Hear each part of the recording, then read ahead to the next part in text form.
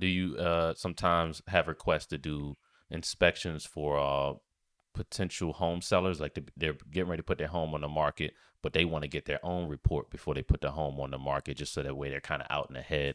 Even though the buyer's going to get their own inspection done, but does it kind of give them a leg up to maybe having an inspection or pre-inspection done prior to putting the home on the market? Yes, and I think that's extremely critical. And I think the best agents in this area do that Okay. because it just takes out the headache. Right. Like most agents hate home inspectors because they call us deal killers.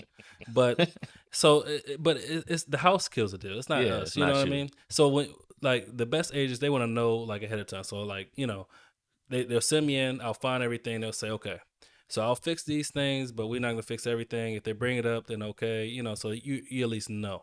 So we do a lot of pre-inspections, pre-offer, pre-listing and it gives you inspections. more information. So when the buyer gets their inspection, you can kind of compare them maybe and say, well, this is what we found on the pre-inspection. This is what how do we remedy No, this? that looks great. That makes you look great as an agent to say, you know what, we're ready for you. You accept it. We accept your offer. We already had a home inspection done. Take a look at this. You feel free to get your own, but we have a home inspection report already. So it just makes you look like you're serious, like you're not trying to get over, because most people think that people trying to get over on them, and like, oh, you're trying to hide something from me or whatever. Right. And sometimes that's the case, but if you come out in front like, I have all this together, I've done it, these are professionals, like a well trusted, real reliable company, they did it, that makes sure your brand looks better. Because that's why I feel a lot of real estate companies partner. Well, they don't necessarily partner with us, but they use us because, if we do good, do a good job, that makes their brand look good. It's like, oh, my agent was great, but their inspector, they found everything, they did this. So, I mean, it makes them look good too. Yeah, that goes a long way for customer service, and then your customers in the future as well. Is your reputation. Absolutely. Yeah, it's a word of mouth business, especially in this area. All, like I said, most of the movers and shakers in this industry, they know each other. Okay. So I mean that it's it's a word of mouth industry, and that, like I said, that's driven my business more than anything.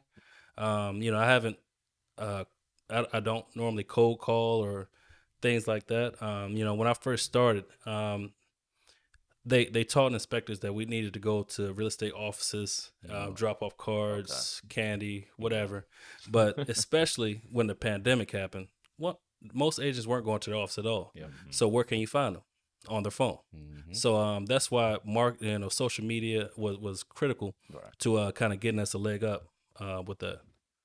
Have you ever had a tell us basically a situation where you maybe encountered a difficult situation, whether it's with the potential buyer or the agent, and how that whole situation went down? What do you mean by that?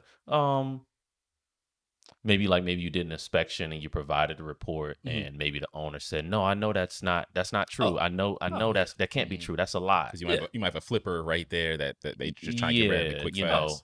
All the time. The time. Yeah. So, but pretty common. Yeah, but the beautiful thing about our reports is we include pictures and videos. So, like, you can say I'm a liar, but this is the picture of it. Yeah. You know what I mean? Like how can you discredit like this? So that happens, but I always recommend, even if people get contractors or whatever, I always get 2 or 3. Get 2 different, opinions. If you don't believe me, call someone else, and saying we can end it there. So that happens though all the time. Now, are home flippers, do you scrutinize them a little bit more just because there's a stereotype with home flippers where they come in, it's basically like they're slapping lipstick on a pig or whatever, like, oh, let's just paint this, put some new floors in, and make people want to ooh and ah, all of that. So do you approach? Not really. Okay. I'm not biased. When I let the house tell a story, man. When I go in the house, it's like opening a book. I just read the pages that's there. If I'm walking around the house and I see a whole lot of shoddy work, I'm like, yep, okay. When I go in here, I know it's gonna be jacked up.